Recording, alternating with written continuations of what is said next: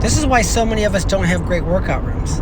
It's because you yourself like to take 4, 5, 6, 7, 8 months a year off, and then you like to come back while it's convenient for you, and you like to have 13 amazing workout partners waiting for your return. It doesn't work that way. I've said this to quite a few parents over the past couple of decades. Like, where the workout partners go, Nick? I'm like, they quit after you did. Because oftentimes that's the case, right? There's a domino effect. 1 or 2 quit, then 2 more fade out, all right? And me, I have an academy. We have 19 locations, so not a problem. We shift kids over. Now we have our elite program and our world-class wrestler program. So those are year-round programs. Those are specifically designed for the kids who say, I'm tired of getting dumped on and showing up to a wrestling room and having 32, of the 50 kids that were in the room, they're not here 2 weeks after the state tournament. And I get it that some of us are in other sports. That's fine. You should do other sports if that's what you want to do. The little kids should do it. Even if they don't want to, they should be forced to try some different things, I think. But it certainly is maybe even selfish to say, I get to leave, but when I decide to come back, I better have amazing partners waiting for me. It doesn't work. The amazing partners left. They drove 45 minutes to, somewhere else, and there's a group of them, right? Or some of these middle school and youth teams, they're on the dual team events. They develop little training camp groups. They're doing practices on Sundays. You're not invited to those because those are only there out of necessity, and they're only for those groups of kids that train year-round. And some people say, well, that's not fair. I don't get access to that. Well, you wouldn't have to have access to that if you had just kept showing up to practice. The way it works is this. If a high school team of 54 kids, if you had 54 kids in the room, at least once a week, preferably twice a week, year-round, before you know it, everybody's wrestling 12 months a year, and 4 hours a week will not burn you out. That's impossible, right?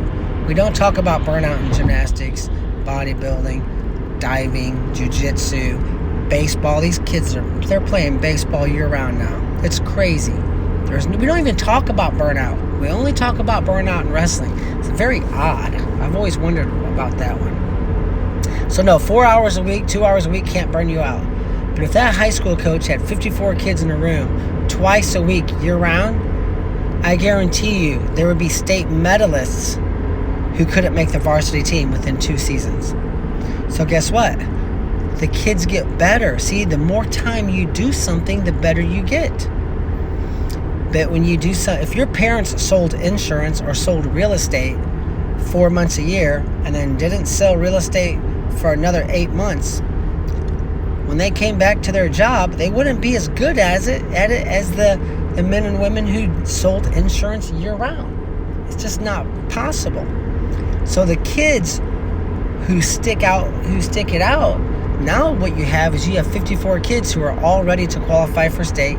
By the second year of doing this, now you have 75 kids in the practice room, and now you have a nationally ranked team within 2 years. Why? Because everyone stuck it out. Now, do you need to go anywhere for workout partners? No.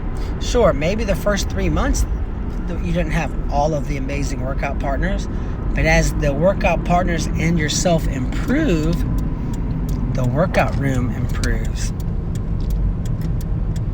The reason some of us don't have a great workout room is because you quit.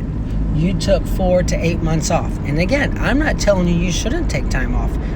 I'm just saying you're the last person that should complain about not having a great workout room. And you're the last person that should show up when practicing is convenient for you and your schedule, and you're expecting to have all of these great, amazing workout partners. It doesn't work like that. What happens is the great, amazing workout partners, after about 3 weeks of showing up and not having a great room, they get on Snapchat and Twitter and texting. The parents call, they email each other. and they find an open mat somewhere, right? And they all steer that direction. And so, the hardcore kids will never, ever be affected. They're going to find a way to succeed no matter what. But what happens is sometimes those of us who like to train when it's convenient for us, we're the first ones to complain when we don't have an awesome workout room. And my advice is this: show up to practice twice a week, year round. Never, ever, ever, ever, ever miss. And as a high school coach, show this to your team. Everybody in the team should keep showing up to practice. Never, ever miss.